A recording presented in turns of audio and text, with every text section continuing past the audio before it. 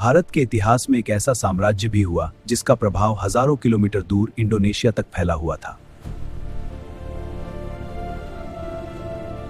9वीं सदी के आसपास दक्षिण भारत में पांड्य और पल्लव राजवंशों के बीच भीषण संघर्ष चल रहा था। इसी संघर्ष का फायदा उठाकर एक अनजान राजा विजयालय ने तंजावुर पर हमला कर दिया।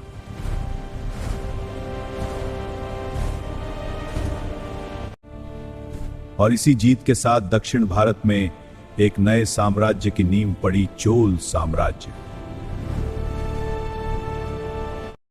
907 ईस्वी में राजा पारंतक प्रथम चोल साम्राज्य के शासक बने।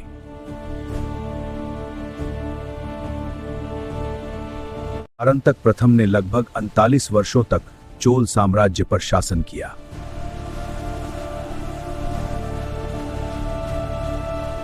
लेकिन उनके बाद आए कुछ कमजोर राजाओं के कारण चोल साम्राज्य धीरे धीरे कमजोर होने लगा। शत्रु आ रहा है, तैयार होगी। फिर आया वो समय जिसने चोल साम्राज्य की किस्मत बदल दी।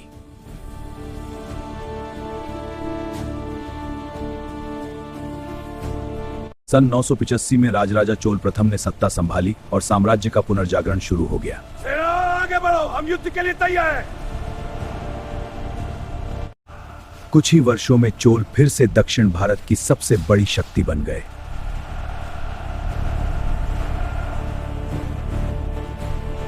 राजराजा चोल ने तंजावुर में विश्व प्रसिद्ध बृहदेश्वर मंदिर का निर्माण कराया।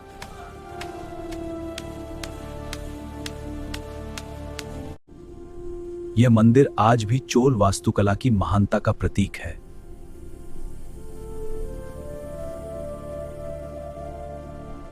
राजराजा के बाद उनके पुत्र राजेंद्र चोल ने साम्राज्य की शक्ति को और आगे बढ़ाया। सैनिकों, रणनीति बनाओ।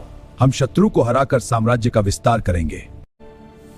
उनके शासन में चोल साम्राज्य तेजी से फैलने लगा।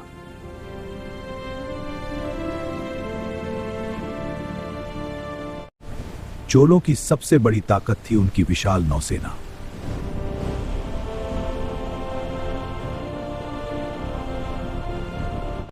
इसी नौसेना के दम पर चोलों ने समुद्र पार भी अपने अभियान शुरू किए। एक 1017 में राजेंद्र चोल ने श्रीलंका पर हमला कर दिया। शहर में बैठ जाओ।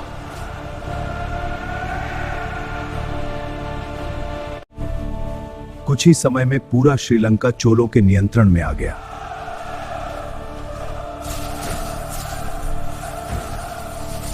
इसके बाद चोल सेना मालदीव और लक्षद्वीप की ओर बढ़ी।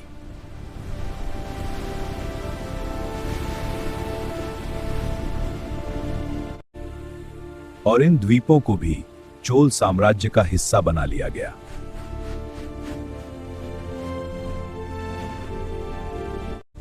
लेकिन राजेंद्र चोल की महत्वाकांक्षा यही नहीं रुकी।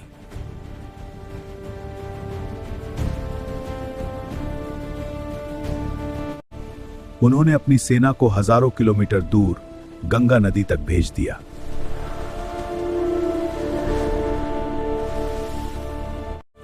विजय के प्रतीक के रूप में गंगा का पवित्र जल दक्षिण भारत ले जाया गया।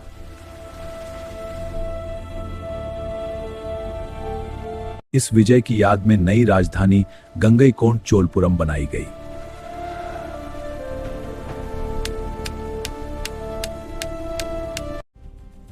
लेकिन चोलों का सबसे बड़ा अभियान अभी बाकी था।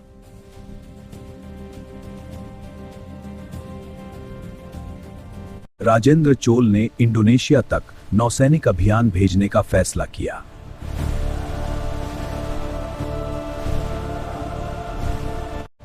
इतिहासकारों के अनुसार सैनिकों के साथ हाथियों को भी जहाजों में लादा गया था।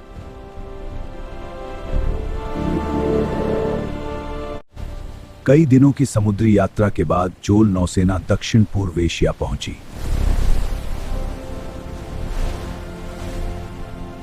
1025 में चोलों ने श्रीविजय साम्राज्य के बंदरगाहों पर अचानक हमला कर दिया।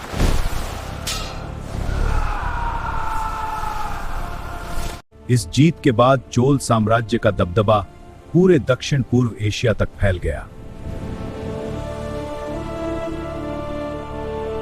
सुमात्रा के तट पर चोल सेना का यह आगमन दक्षिण पूर्व एशिया के इतिहास की सबसे बड़ी घटनाओं में से एक था। श्री विजय साम्राज्य के राजा विजय तुंगवर्मन को इस अचानक हमले की उम्मीद नहीं थी। चोल नौसेना ने समुद्र में ही दुश्मन जहाजों पर हमला कर दिया।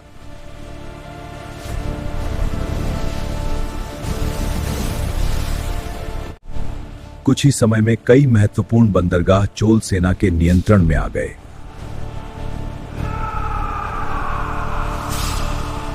इन अभियानों में चोलों को सोना, रत्न और व्यापारिक संपत्ति का विशाल खजाना मिला।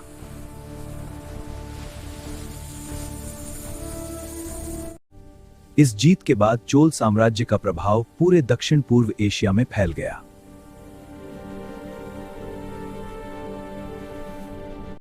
इसी समय कंबोडिया का खमेर साम्राज्य भी एशिया की एक बड़ी शक्ति था।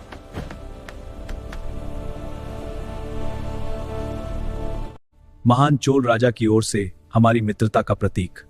खमेर राजा की उदारता के लिए धन्यवाद। चोल और खमेर राजाओं के बीच मित्रतापूर्ण संबंध स्थापित हो गए। इसी दौर में दुनिया के सबसे विशाल मंदिरों में से एक अंकोर वाट का निर्माण हुआ। समुद्री व्यापार चोल साम्राज्य की सबसे बड़ी ताकत बन चुका था।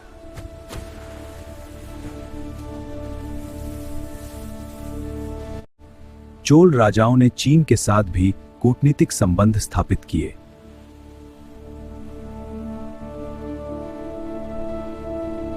वे अपने साथ हाथी दांत, मोती और कीमती वस्तुएं उपहार के रूप में लाए थे।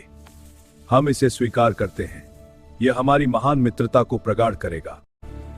चीन के साथ इस व्यापार से चोल साम्राज्य को भारी आर्थिक लाभ हुआ।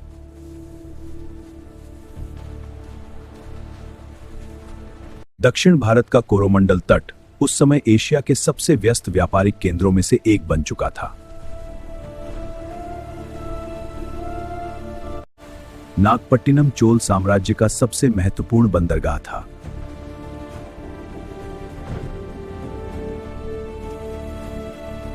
मंत्रीगण, राजकोष की स्थिति बताओ। महाराज, कर संग्रह योजना अनुसार चल रहा है। उत्तम। 87% पूर्ण है। शीघ्रता करो। जनता सुखी रहे, यही हमारा धर्म है। उन्होंने कई गांवों में शिक्षा के लिए गुरुकुल स्थापित करवाए।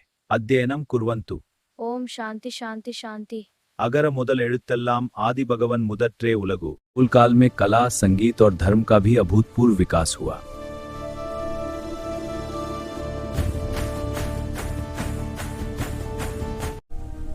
नटराज मंदिर चोल साम्राज्य की धार्मिक आस्था का प्रतीक बन गया।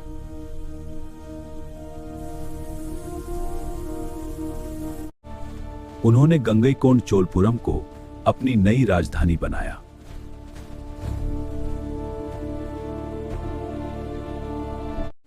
राजेंद्र चोल ने यहां 16 मील लंबी एक विशाल कृत्रिम झील बनवाई।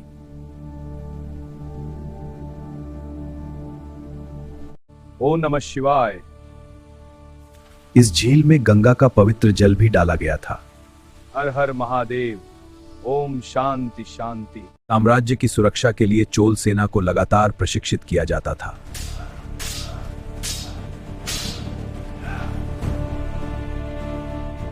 चोल काल में कृषि और सिंचाई व्यवस्था भी काफी विकसित थी।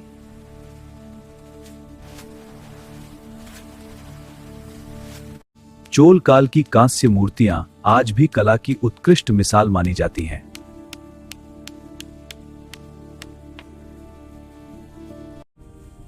भगवान नटराज की प्रसिद्ध प्रतिमा इसी काल की देन है।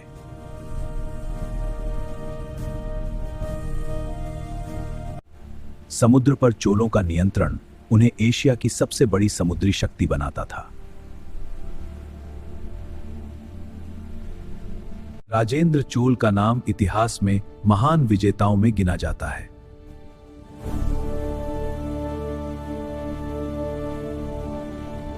उनके समय में चोल साम्राज्य भारत से लेकर इंडोनेशिया तक प्रभाव रखता था।